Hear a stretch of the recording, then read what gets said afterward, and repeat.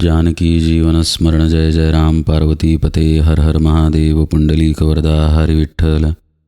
श्री अनंत कोटी ब्रह्मांड नायक राजाधिराज सच्चिदानंद सद्गुरु श्री ब्रह्मचैतन्य महाराज की जय. श्री महाराजांच्या सेवेमध्ये दासबोधाची उजळणी पाहताना शुद्ध ज्ञान निरूपणामध्ये अत्यंत महत्त्वाच्या ओळीपर्यंत काल आपण आलो. ऐक शिष्या येथीचे वर्म स्वये तूची आहेसी ब्रह्म, ये विषयी संदेह भ्रम धरूची नको. हे उच्चारण्याच्या आधी समर्थांनी पूर्वपीठिका निर्माण केली. आत्मज्ञानाविषयी सर्व काही विवरण केल्यानंतर समर्थ म्हणाले, त्या ज्ञानाबद्दल आता मी तुला सांगतो. म्हणजे ज्ञानाबद्दल सांगून झाल्यानंतर पुन्हा ज्ञानाबद्दल सांगतो असं ते म्हणाले, कारण त्या ज्ञानाचा उपदेश त्यांना त्यांच्या सद्गुरूंकडून प्राप्त झाला होता. आता जे माझ्या सद्गुरूंनी मला सांगितलं ते मी तुला सांगतो, आणि ते गहनाहून गहन असं आहे. आणि ते हेच आहे, स्वये तूची आहेसी ब्रह्म. आता हे आपण इतक्या वेळेला ऐकलेलं आहे की ऐकून ऐकून ते जुनं झालेलं आहे असं आपल्या बुद्धीला वाटतं. पुन्हा पुन्हा हे समर्थ किंवा सद्गुरू का सांगतात? कारण आपला सद्गुरू वचनावरती दृढ विश्वास असत नाही. संशयानं आत बाहेरून आपण वेढले गेलेलो आहोत. ही आपली मुख्य अडचण आहे, आणि ही आपल्या लक्षात येत नाही. ही त्याहून मोठी अडचण आहे.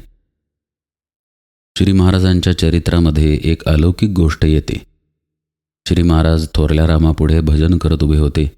बाजूला आनंदसागर महाराजही उभे होते.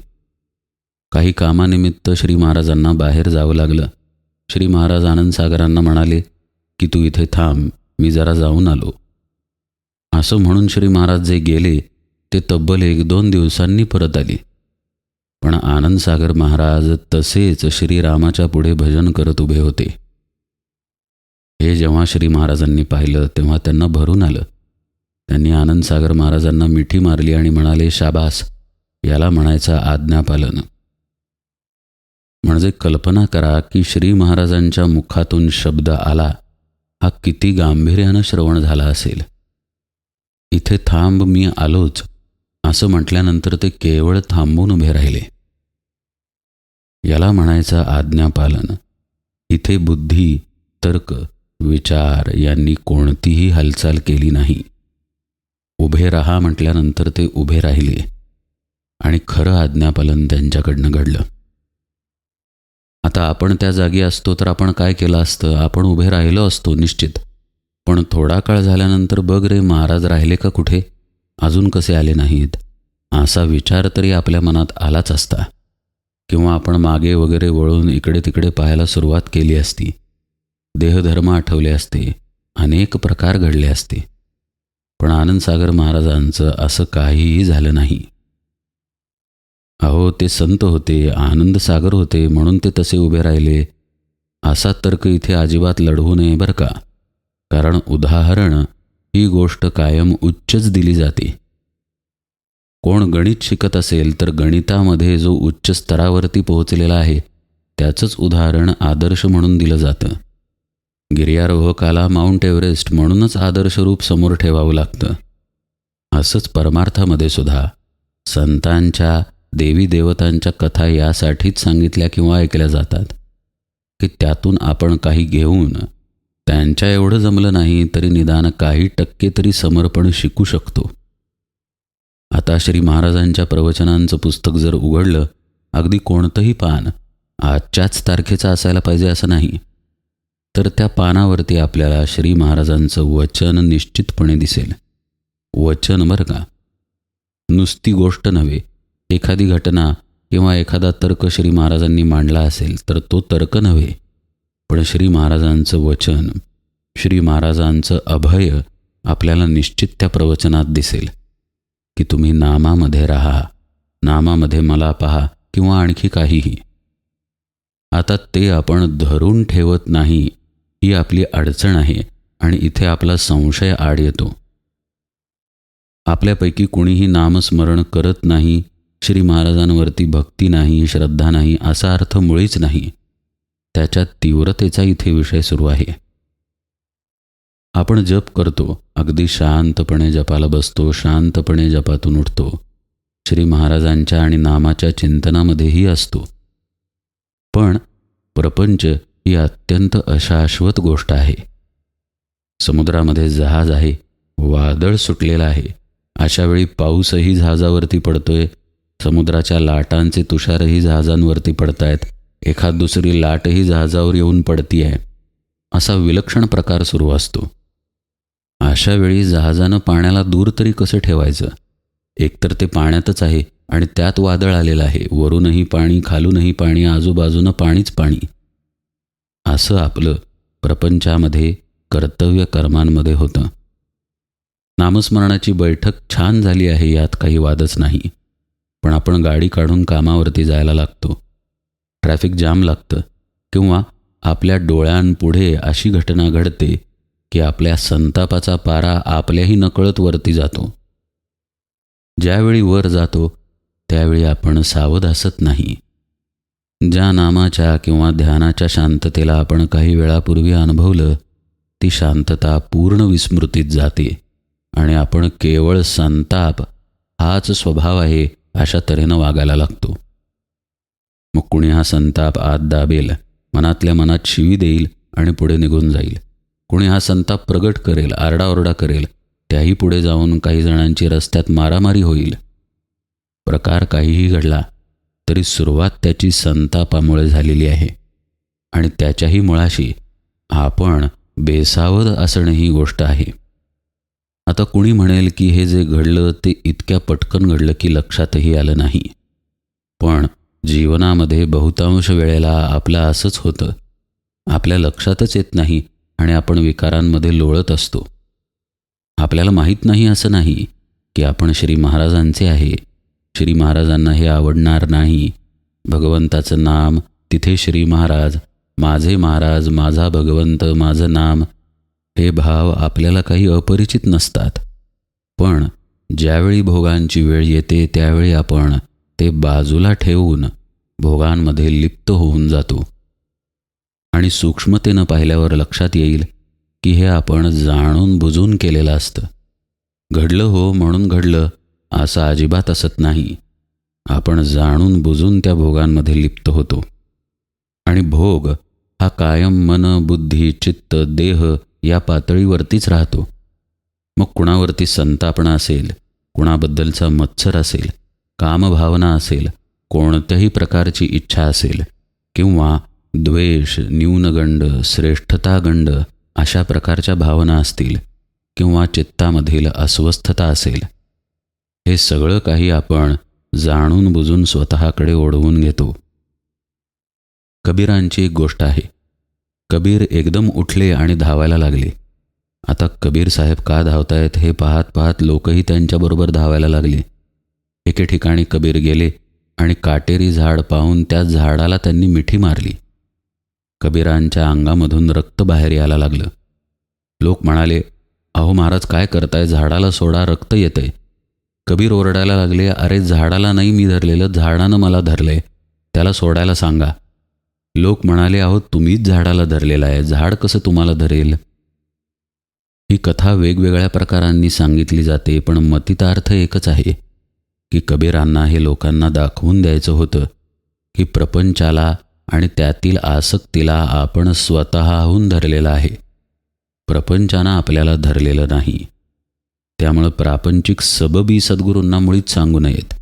प्रापंचिक व्यस्तता की कसं माझ्याच कर्तव्यांमध्ये मी व्यस्त आहे, त्यामुळं अहो ध्यानाला नामाला वेळच मिळत नाही, पूजासुद्धा कशी बशी होते, काय तुम्हाला महाराज सांगू, मला वेळच नाही, असं मुळीच सद्गुरूंना सांगू नये. आपल्या इच्छेनं, आपल्या प्रकृतीनं आपण प्रपंचामध्ये आसक्त झालेलो असतो, हे सद्गुरूंकडून समजून घेऊन त्या आसक्तीतून बाहेर येण्याचा अभ्यास आपण करायचा आहे.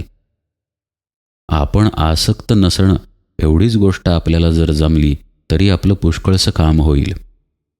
सद्गुरू प्रपंच टाकायला सांगत नाहीत, कर्तव्य टाकायला सांगत नाहीत, त्यातील आसक्ती टाकायला सांगतात.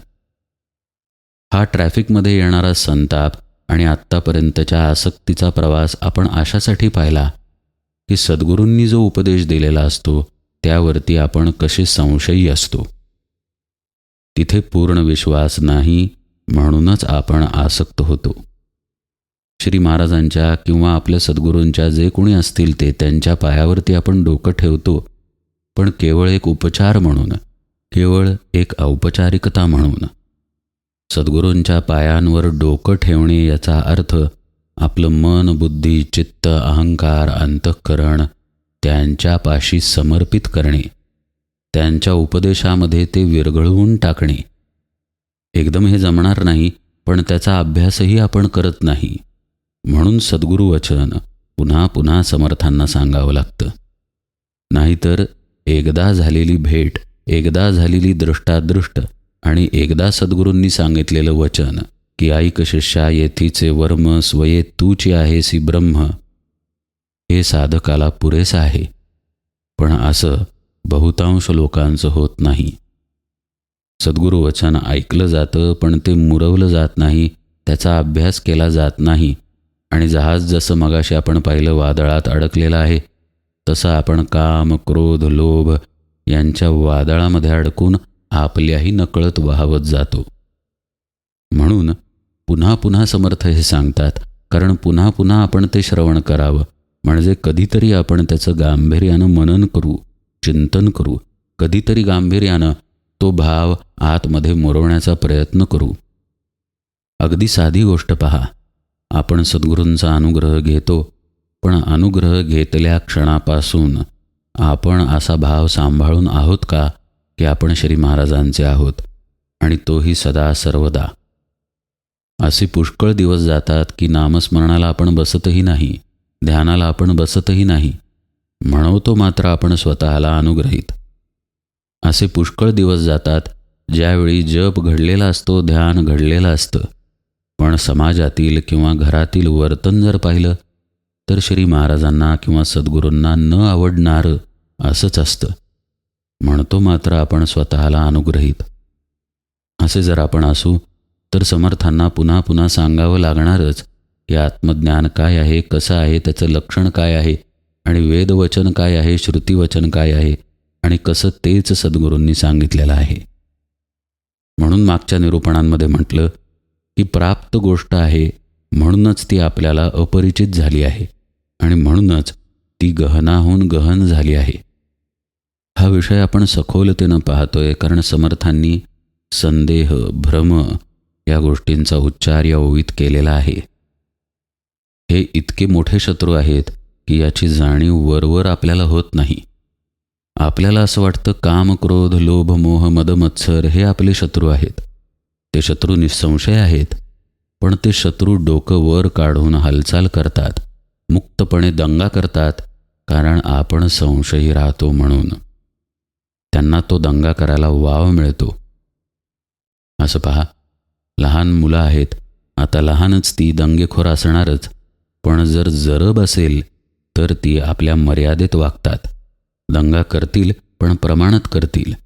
पण जरबच नसेल, कुणी संस्कार करणारं नसेल, वळण देणारं नसेल, तर त्यांचा दंगेखोरपणा कुठल्या सीमेला जाईल सांगता येत नाही. तसं या षड्विकारांचं आहे. सद्गुरू वचनामुळं आपल्याला शिस्त मिळालेली आहे, पण मिळालेली शिस्त आपण जपली नाही तर आपले षड्विकार दंगा करणारच, अस्ताव्यस्त पसरत जाणारच, जणू एखादा रोग पसरावा तसं. मग माऊली म्हणतातच, हे ज्ञाननिधीचे भुजंग, विषयदरीचे वाघ, भजन मार्गीचे मांग मारक जे. पण ते कुणाला मारक होतील? जो संशयी राहील, भ्रमामध्ये राहील, सद्गुरू वचनावरती विश्वास न ठेवता वर्तन करेल. लक्ष देऊन ऐका बरं का. स्वतःच्या इंद्रियांना जो स्वैर सोडेल त्याला ते षड्रिपू मारकच ठरतील. मग या इंद्रियांमध्ये आपल्या देहातील स्थूल इंद्रिये तर आलीच, आणि आपलं मनही आलं आणि बुद्धीही आली. आपली इंद्रिये मनाचं जर सहाय्य नसेल तर काहीही करू शकत नाहीत. त्यामुळे इंद्रियांकरवी आपण भोगांमध्ये लिप्त आहोत तेव्हा समजावं की आपलं मन आणि बुद्धी ही अगोदरच लिप्त झाली आहे. आता इंद्रियांकडून फक्त क्रिया घडत आहे. हे जर आपण टाळलं, प्रत्येक क्षणी श्री महाराजांचे आपण आहोत, आपल्या सद्गुरूंचे आपण आहोत, हा जर भाव सांभाळता आला तर आपल्यापाशी संदेह कमी होत जाईल. आनंदसागर महाराज ज्या भावावस्थेमध्ये होते त्या भावावस्थेमुळं श्री महाराजांच्याकडून झालेल्या आज्ञेचं त्यांच्याकडून पालन झालं. श्री महाराज आल्याशिवाय ते थोरल्या रामापुढून हलले नाहीत. श्री महाराजांनी अजून 4 दिवस जरी लावले असते तरी विश्वास आहे की श्री आनंदसागर महाराज तसेच उभे राहिले असते. असं आपलंही होईल. गरज आहे केवळ अभ्यासाची. त्यासाठीच श्री महाराजांची वचने आहेत, त्यांची प्रवचने आहेत, संत महात्म्यांनी केलेली निरूपणे कीर्तने आहेत. त्यांचा आधार घेऊन त्यांचं श्रवण करून आपण आपल्या चिंतनाचा अभ्यास वाढवणं अपेक्षित आहे. सद्गुरूंचा सहवास हा वेगवेगळ्या पातळीवरती घडतो. सद्गुरू जर सदेह असतील तर प्रश्नच नाही. त्यांच्याबरोबर राहण्याने सुद्धा फार मोठा लाभ साधकाला मिळतो. पण सद्गुरू जर देहात नसतील, समाधीस्थ असतील किंवा परगावी असतील तर शिष्याजवळ अनेक मार्ग आहेत. त्यांचं वचन, त्यांचा उपदेश, भगवंताचं नाम जे त्यांनी दिलेलं आहे, स्वतःचे श्वास, या गोष्टींवरती अनुसंधान जर ठेवलं तर आपल्याला सद्गुरूंची संगतीच लाभते. भगवंत हा कुठे बाहेर नाही, आपल्या आतच आहे हे सद्गुरूंकडून आपण ऐकलेलं असतं. म्हणजे ते त्यांचं वचन झालं नाही का? त्यांचा प्रमुख उपदेश झाला नाही का? मग त्याच्या भावामध्ये राहायला आपल्याला काय अडचण आहे? शांत आपण डोळे मिटून बसलो आहे आणि भगवंत आपणच आहोत, आपल्या आत तो नांदत आहे, या भावामध्ये शांतपणे नाम घेत आहे. ही आपल्याला आपल्या सद्गुरूंची संगतच मिळालेली आहे. वेळ आल्यानंतर म्हणजे कर्तव्यांची किंवा भोगांची वेळ आल्यानंतर ही संगत आपण सोडता कामा नये. स्वेच्छेनं आपण संगत सोडतो, स्वेच्छेनं भोगांमध्ये लिप्त होतो. हे न करता पुन्हा पुन्हा नामाची आठवण, पुन्हा पुन्हा महाराजांच्या उपदेशाचं स्मरण आपण जाणून बुजून ठेवलं पाहिजे. आज मोबाईल नावाचं यंत्र आपल्या हातात आहे. हे एक प्रकारे कोलीतच आहे. जर आपण माकड झालो तर या कोलिताला काहीही अर्थ नाही. पण आपण जर मनुष्य झालो तर त्याचा वापर करू शकू. मोबाईलमध्ये आपण हवं तेव्हा श्री महाराजांचा फोटो पाहू शकतो. हवं तेव्हा त्यांचं हवं ते वचन पाहू शकतो. वचन वाचल्यानंतर आपण मनन करू शकतो. पण असं न करता आपण काय करतो मोबाईलमध्ये, हे ज्याचं त्यानं आत वळून पाहिलं पाहिजे. आपल्या श्री महाराजांना हे आवडेल का, हा आपल्यालाच आपण प्रश्न केला पाहिजे. आपल्याच हातून त्याचं उत्तर येईल. हे निरूपण ऐकत असतानाही आपल्याला उत्तर मिळालं असेल कदाचित. म्हणजे सावधानता आपल्यापाशी आहे, कुठेही गेलेली नाही. आपल्यामध्ये सत्वगुण आहे, आपल्यामध्ये भगवंत नांदत आहे. अहो आपणच भगवंत आहे, हेच तर समर्थ या ओवीत सांगतायत. स्वये तूचे आहेसी ब्रह्म. एवढे आपण स्वयंसिद्ध असताना केवळ आपल्या दुर्लक्षितपणामुळं आपण जीवभावामध्ये अडकून आहे, भ्रमामध्ये अडकून आहे. देहाला मी समजत आहे, विकारांना मी समजत आहे, मनाला मी समजत आहे. मनामध्ये इच्छा उत्पन्न होते, ही व्यक्ती मला भेटली पाहिजे. मनामध्ये इच्छा उत्पन्न होते की हा पदार्थ मी खाल्ला पाहिजे. पण ती इच्छा म्हणजे जणू आपणच आहोत. त्या व्यक्तीला भेटणं म्हणजे माझीच गरज आहे असं आपण मानतो. इथे आपण चुकतो. मनाला नोकरासारखं न वागवता मनाच्या अधीन होऊन जातो, इथे आपण चुकतो. आणि मग यालाच संशय म्हटलं जातं, हे विसरता कामा नये.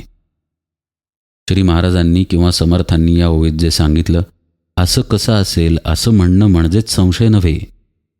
त्या वचनाला न बाळगता मनाच्या अधीन होऊन विकारग्रस्त होणं म्हणजे संशयी वर्तनच आहे. ज्यावेळी विकारग्रस्त आपण झालो, मनाला ज्यावेळी आपण सत्यत्व दिलं, देहाला ज्यावेळी आपण सत्यत्व दिलं, त्यावेळी त्याचा अर्थच असा नाही का झाला की सद्गुरुवचनावरती आपण अविश्वास दाखवला. तर अशा पद्धतीनं संशयी न राहता, भ्रमामध्ये न राहता, संदेहवृत्ती न ठेवता श्रवण झालेली गोष्ट अंगी बाणवण्याचा अभ्यास करणं आपण अपेक्षित आहे. म्हणून समर्थ म्हणतायत की हे गहन आहे. तसं ऐकायला गेलं वरकरणी तर अत्यंत सोपं आहे, पण आपल्या मनामुळं ते गहन झालेलं आहे. ऐक शिष्या येथीचे वर्म स्वये तूची आहेसी ब्रह्म. इथेही पहा, समर्थांनी चकार वापरलाय. तूची आहेसी ब्रह्म आणि कुणी नाही. आणि कुणी मुळात तिथे नाहीच आहे. आपल्या शेजारची व्यक्ती आपल्या शेजारची आहे आपल्याला असं भासतं, कारण आपल्या देहाचं सत्यत्व आपल्यापाशी नांदत असतं. प्रत्यक्षतः चैतन्य रूपानं आपण एकच आहोत. मग ती शेजारील व्यक्ती असेल, समोरचं टेबल असेल, नाही तर बाहेरचं झाड असेल. इथे सगळीकडे एकत्वच नांदत आहे. नित्यत्व एकम ब्रह्म तद्व्यतिरिक्तम सर्व अनित्यम. हीच तथ्यता आहे. आपण अनित्यतेत का सापडलो? कारण अनित्य असलेल्या देहाला आपण सत्यत्व दिलं म्हणून. हाच आपला संदेह आहे. अशा पद्धतीनं संदेहात न राहता जे सत्य ज्ञान सद्गुरूंनी सांगितलं की आत्माच तू आहेस, हे ज्ञान आपल्या चित्तवृत्तीत मुरवण्याचा आपण अभ्यास केला पाहिजे. मुरवत मुरवत त्या अवस्थेमध्ये म्हणजे त्या स्वभावामध्ये आपण शिरलो पाहिजे की मीच ब्रह्म आहे, सहा अहम. आणि हे हळूहळू होतं, प्रक्रियेनं होतं, साधनेमुळं होतं. साधना ही गोष्ट अशी आहे की त्यात करणं आहे आणि त्यात होणं सुद्धा आहे. लक्ष देऊन ऐका बरं का. नामस्मरण करणं ही एक साधना आहे आणि नामस्मरणाच्या अवस्थेत राहणं ही स्थिती आहे, होणं आहे. या दोन्ही गोष्टी साधनेमध्ये अंतर्भूत आहेत आणि या केल्याशिवाय आपण मी ब्रह्म आहे या अवस्थेमध्ये जाणार नाही. ही अवस्था निःशब्द आहे. मी ब्रह्म आहे असं म्हणत सुटायचं नाही आहे जगामध्ये. मी ब्रह्म या जाणीवेमध्ये जायचं आहे निःशब्दपणानं. आपल्याला देहाची जाणीव तरी कुठे शाब्दिक आहे? मी देह असं थोडीच आपण म्हणतोय. पण आपण देहभावावरती आहे का आहे? आपण तपासून पहा बरं. कशाचं सत्यत्व वाटतं आपल्याला? देहाचं वाटतं. कशाला दुःख झालं म्हणजे मला दुःख झालं असं वाटतं आपल्याला? देहाला झालं म्हणजे, मनाला झालं म्हणजे. सुखाचंही तसंच आहे. अशा तर्कानंच आपण म्हणतो की देहाला आपण सत्यत्व दिलेलं आहे आणि मी देह या भावामध्ये आहे. तशाच पद्धतीनं उलटे तर्क जर झाले, म्हणजेच सुख दुःख, मान अपमान, निंदा स्तुती या कशाचाही प्रभाव न पडता समस्थितीमध्ये आपण राहायला लागलो की देहभावाच्या उलट्या दिशेचा प्रवास सुरू झाला. आणि हा करणं म्हणजे खरं पाहता साधना आहे. म्हणूनच पुढच्या ओळीमध्ये समर्थांनी नवविधा प्रकारे भजन, त्यात मुख्य ते आत्मनिवेदन, ते समग्र प्रकारे कथन कीजेल आता असं म्हटलं आहे. आत्मनिवेदन म्हणजेच सहा अहम या स्थितीमध्ये जाणं. स्थिती बरं का, मीच ब्रह्म आहे या अवस्थेमध्ये जाणं, आत्मबुद्धीमध्ये स्थिर राहणं, हे आत्मनिवेदन आहे. समर्थ म्हणतायत हे आत्मनिवेदन नवविधा भक्तींमध्ये सगळ्यात श्रेष्ठ आहे. ते समग्र प्रकारे कथन कीजेला आता. ते आता ते सांगणार आहेत. कशासाठी? कारण जो बोध सद्गुरूंनी दिला की स्वये तूचे आहेसी ब्रह्म, जे आत्ता आपण इतक्या निरूपणात पाहिलं, तो ग्रहण करताना जो संदेह येतो, संशय येतो, जो भ्रम आपल्यापाशी असतो, तो तुटावा म्हणून. कारण ये विषयी संदेह भ्रम धरूची नको हे त्यांनी स्पष्ट सांगितले. त्यामुळे समर्थ याविषयी आता पुढे काय सांगतात तो भाग उजळणीमध्ये आपण यथावकाश पाहू. आज निरूपण सेवेला इथेच विराम देतो. जानकी जीवन स्मरण जय जय राम.